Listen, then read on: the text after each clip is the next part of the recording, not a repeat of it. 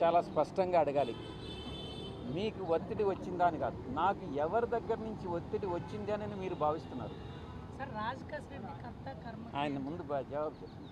అంటే జనరల్గా మీరు ఆ పార్టీ నుంచి బయటకు వచ్చి ఉన్నారు కదా, సో మీరు గతంలో 5 సంవత్సరాలు అక్కడ ఉన్నప్పుడు ఏ ఎపిసోడ్ గురించి మాట్లాడలేదు, బయటికి రాగానే ఏ ఎపిసోడ్ గురించి చర్చ వచ్చింది. మీరే రాజకేశరెడ్డి కర్త కర్మ క్రియ అన్నారు కాబట్టి, సో ఈ రాజకేశరెడ్డి వెనక కొంతమంది పెద్దలు ఉంటారు కాబట్టి ఏమన్నా ఒత్తిడి వచ్చిందా అని యాంగిల్ అంటే ఆ పార్టీ నుంచి ఏమైనా? 5 సంవత్సరాల పాటు మీరున్నారు, అతనితో కలిసి ఉన్నారు, అప్పుడు మాట్లాడలేదని అంటే అప్పుడు మీరు అడగలా, నేను జవాబు చెప్పలా. రాజకేశరెడ్డి కర్త కర్మక్రియ అని చెప్పారు. ఆయన ఒక్కడి వల్ల సాధ్యం అవుతుందా? ఆయన వెనకుండా నడిపించే వాళ్ళు ఎవరు? మిమ్మల్ని నీకు తెలుసు, రాజ్ కసిరెడ్డి వెనక ఎవరైనా వ్యక్తులు ఉన్నట్టు మీకు కానీ తెలిస్తే నాకు చెప్తే నేను కూడా సంతోషిస్తాను. మిమ్మల్ని సిట్టు విచారణ సందర్భంగా అలాంటి ప్రశ్న ఏమైనా అడిగారు? మీరు ఏమైనా సమాధానం అడిగారు. రాజ్ కసిరెడ్డి ఒక సాధారణమైనటువంటి వ్యక్తి, ఆ అథారిటీ అతనికి ఎవరిచ్చారు అన్నటువంటి విషయం సిట్ నన్ను అడగడం జరిగింది. నాకు తెలియదు అన్నటువంటి విషయం చెప్పాను.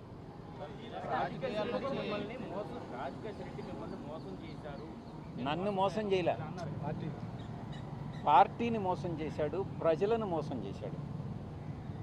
నాకు వ్యక్తిగతంగా అతను చేసినటువంటి మోసం ఏమీ లేదు.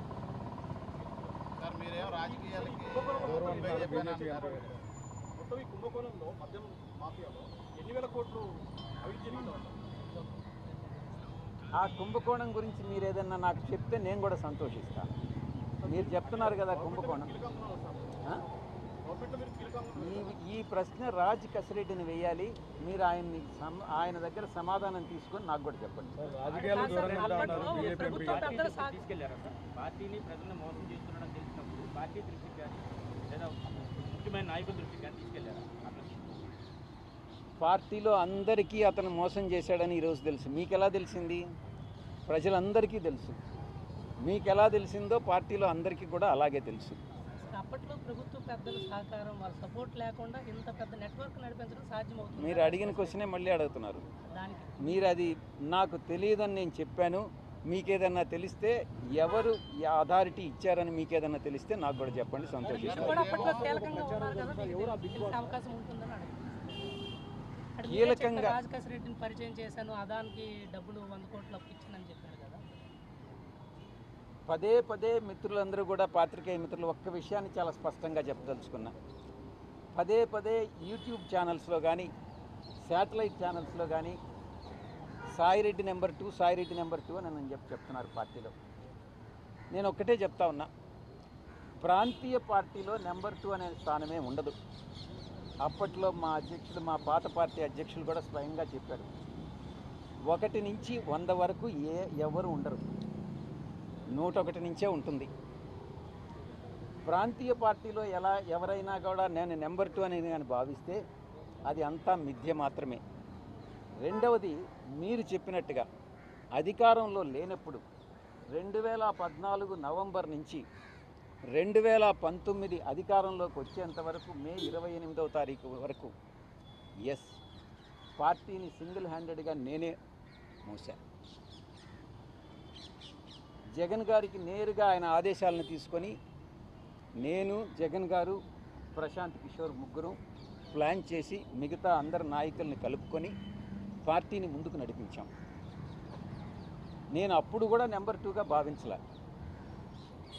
ఆ తర్వాత కాలక్రమేణా అధికారంలోకి వచ్చిన తర్వాత ఒక 6 నెలలకి ఈ నెంబర్ 2 అనేటటువంటిది మిథ్య అనేటటువంటిది నేను కూడా గమనించా. ఈ యొక్క కోటరీ నేను గతంలో ఏదైతే చెప్పానో, ఈ కోటరీ సభ్యులందరూ కూడా నా మీద తినగవేము తీయనుండు అనేటటువంటి సామెత నాకు గుర్తొస్తూ ఉంది. మా యొక్క నాయకుడికి, అప్పట్లో నాయకుడికి చెప్పి సాయిరెడ్డి ఒక వెన్నుపోటుదారుడు అవుతాడు, ఏ రోజైనా మీ యొక్క స్థానానికి ఆయన స్థానభ్రంశం చేస్తాడు అన్నటువంటిది ఆయనకి చెప్పి, నేనేదో కొన్ని వేల కోట్ల రూపాయలు దోచేశాను అన్నటువంటి అపవాదనంతా నా మీద మోపి, ఈ యొక్క కోటరి ఆయన మనసును మార్చి నన్ను 2వ స్థానం నుంచి, మీరు అనుకునే 2వ స్థానం నుంచి స్లోగా తగ్గించుకుంటా నాకు ఇచ్చిన పదవులన్నింటినీ కట్ చేసుకుంటా వచ్చి నన్ను 2000 స్థానంలో నిలబెట్టింది. చాలా అవమానాలు పాలయ్యా. ఈ కోటరి మరొక్కసారి చెప్తా ఉన్నా, ఈ అవమాన భారం తాళలేక, ఈ కోటరి యొక్క వేధింపులు తాళలేక, నాకు అప్పట్లో నా నాయకుడైనటువంటి జగన్మోహన్ రెడ్డి గారి మనసులో స్థానం లేదని గ్రహించి వేదన చెంది నేను పార్టీ వీడడం జరిగిందే తప్ప వేరే ఏ కారణం కాదు.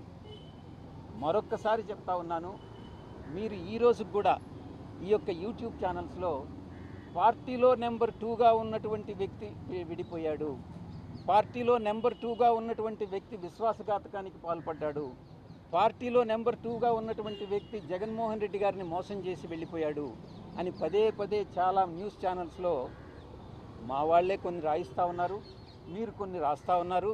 దాంట్లో కొన్ని పెయిడ్ ఆర్టికల్స్ ఉన్నాయి, కొన్ని మామూలుగా మీరేదో ఆత్మసంతృప్తి కోసం మీరు రాసుకుంటా ఉన్నారు. నేను అధికారం వచ్చిన 6 నెలల్లో నా యొక్క 2వ స్థానం 2000 స్థానానికి పడిపోయింది. కాబట్టి దయచేసి నేనేదో నెంబర్ 2 స్థానంలో ఉన్నాను అన్నటువంటి విషయాన్ని మర్చిపోండి, తిరిగి రాయవద్దు అని మీకు అందరికీ కూడా విన్నవిస్తున్నాను. బీజేపీలో జాయిన్ అవబోతున్నారు.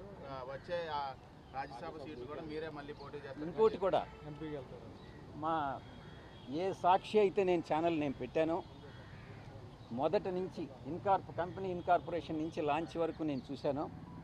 అదే సాక్షిలో ఎవరో ఒక అతను చెప్తా ఉన్నాడు, ఆ ముసలివాడు వ్యవసాయం చేసుకుంటానన్నాడు, వీడికి ఈ రాజకీయాలన్నీ ఎందుకు అని ఏదో వ్యాఖ్యలు చేశారు. కేఎస్ఆర్ లైవ్ షో అనుకుంటా. నేను రాజీనామా చేసిన రోజున, సిఐడి వాళ్ళు నన్ను పిలిచిన రోజున, ఈ 2 సందర్భాల్లో మాత్రమే నేను బయట మాట్లాడింది. మిగతా ఎవరో ఏదో మాట్లాడుకుంటూ కొంతమంది నన్ను తిరిగి ఎంపీ కింద రాజ్యసభకు నన్ను పంపిస్తున్నారు. మీలోనే చాలామంది, చాలా టీవీలన్నీ నన్ను బీజేపీ రాష్ట్ర అధ్యక్షుని చేస్తున్నారు, నన్ను బీజేపీ ఇన్ఛార్జ్ వేరే రాష్ట్రానికి పంపిస్తూ ఉన్నారు. మీరే ఏదేదో ఊహించుకుంటా ఉన్నారు. నాకు సంబంధించినంత వరకు నేను ఏ రోజు నాకు ఎంపీ స్థానం నేను అడగలే, తిరిగి రావాలని నేను అనుకోలే.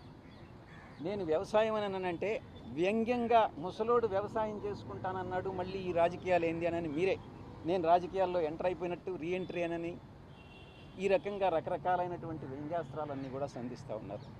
ఇది తప్పు. ఇప్పుడు మీరు వ్యాపార రంగంలో నేను ఏదైనా చేయొచ్చు, రాజకీయాల్లో రీఎంట్రీ కావాలి అని అంటే మీ యొక్క పర్మిషన్ కావాలన్నా నా ఇష్టం. నేను కావాలంటే రీఎంట్రీ అవుతా, మీ పర్మిషన్ ఏం అక్కర్లేదే. నేను వ్యవసాయం నేను వదిలేసుకుంటా, నా ఇష్టం. వ్యాపార రంగంలో ఎంటర్ అవుతా, నా ఇష్టం. దానికి మీ పర్మిషన్